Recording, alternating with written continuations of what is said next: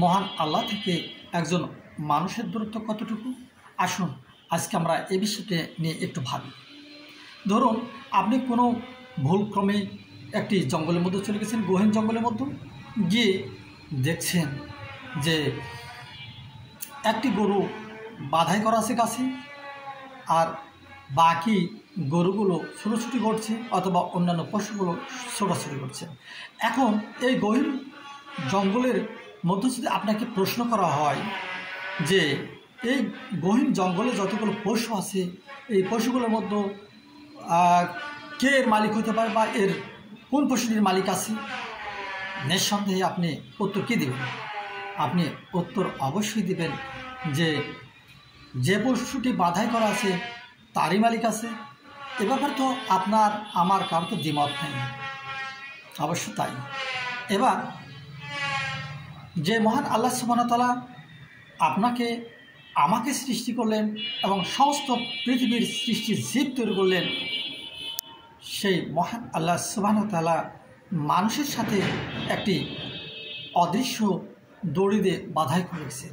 কি আপনার মনে কি এই বিষয়টি নিয়ে প্রশ্ন থাকে না? এমন কি দড়ি আছে? জি আছে। সেই দড়িটা হলো আপনার আমার সাথে যে অক্সিজেন সংযুক্ত করা আছে। প্রতিনিয়ত যে আমরা যে নিঃশ্বাস নিই, নিঃশ্বাসের সাথে যে বায়ুগুলো যায়, এই বায়ুগুলো যদি না থাকতো তাহলে কি আমরা বেঁচে থাকতে পারতাম? যে মহান আল্লাহ সুবহানাহু ওয়া তাআলা আপনার আমার শরীরের সঙ্গে এই বায়ুর সংযোজন করে দিয়েছেন, যে অক্সিজেন যেটা আমাদের শরীরে যাচ্ছে এবং সেখান থেকে কার্বন ডাই অক্সাইড যাচ্ছে, এর মাধ্যমে কি একটি অদৃশ্য সুতোর সঙ্গে আমরা জড়িত নয়?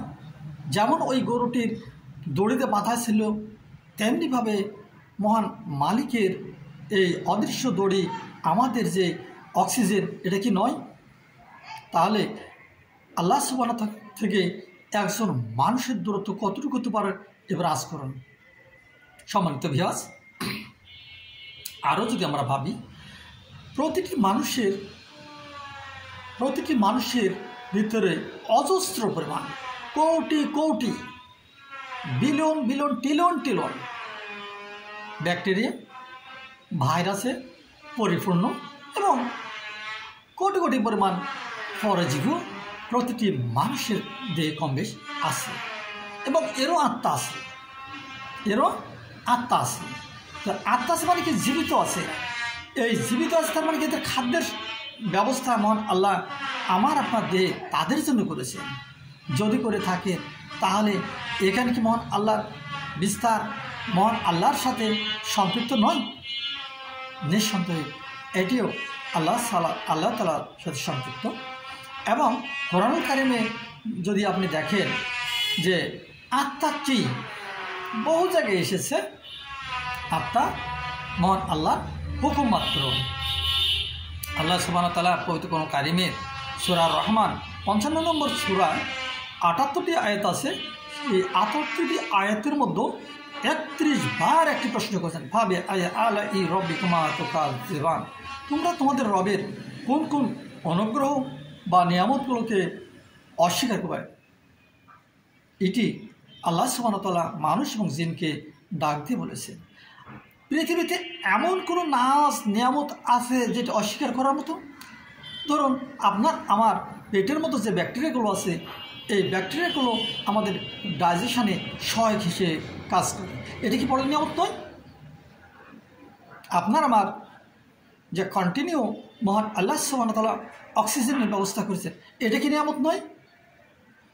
আমরা নিয়ামত নিয়েও যদি ভাবি তাহলে দেখব যে অগণিত নিয়ামতে ভরপুর অবস্থায় আমরা মহান আল্লাহর এই সৃষ্টি জগতের মধ্যে অবস্থান করছি এবং মহান আল্লাহ সুবহানাহু ওয়া তাআলা তার ইচ্ছা মতো আমাদের পৃথিবী থেকে নিয়ে নেবেন। যদি তাই হয়ে থাকে, আমাদের এই সৃষ্টি, আমাদের এই অবস্থান, আমার রবের এই দূরত্ব, এটা কি মহান আল্লাহ তামাশা সালে করেছেন? মোটেও করেনি। একজন মালিক যেমন তার পশু থেকে বেনিফিটেড হওয়ার চেষ্টা করেন, তেমনিভাবে আল্লাহ সুবহানাহু ওয়া তাআলার এই সৃষ্টি জগতের এই সৃষ্টি আশরাফুল মাখলুকাত মানুষ থেকে কি তিনি কিছু প্রত্যাশা করতে পারেন না? তার এই প্রত্যাশা হলো তার এই শ্রেষ্ঠ জীব একমাত্র তার ইবাদত করবে এবং তার চলা পথে চলবেন, তার বলা পথে চলবে, আর যে পথ থেকে নিষেধ করেছেন সে পথে ধরবেন। আসুন আমরা আল্লাহ সুবহানাহু ওয়া তাআলার সেই পথে চলি। আল্লাহ সুবহানাহু ওয়া তাআলা বলছেন সূরা আলাকে ৯৬ নম্বর সূরা, ইকরা বিসমি রাব্বিকাল্লাযী খালাক খালাকাল ইনসানা মিন আলাক। আল্লাহ বললেন পাঠ কর তোমার প্রভুর নামে, যিনি আলাক সাদৃশ্য, যোগ সাদৃশ্য বস্তু থেকে আপনাকে আমাকে সৃষ্টি করেছেন। আসুন না আমরা সেই রবের পথ এবং মতে নিজেকে পরিচালিত করি, সমাজকে পরিচালিত করি এবং যা নিষেধ করছেন সেখান থেকে দূরে থাকতে। আল্লাহ সুবহানাহু ওয়া তাআলা আমাদের সেই তৌফিক দান করুন। আসসালামু আলাইকুম ওয়া রাহমাতুল্লাহ।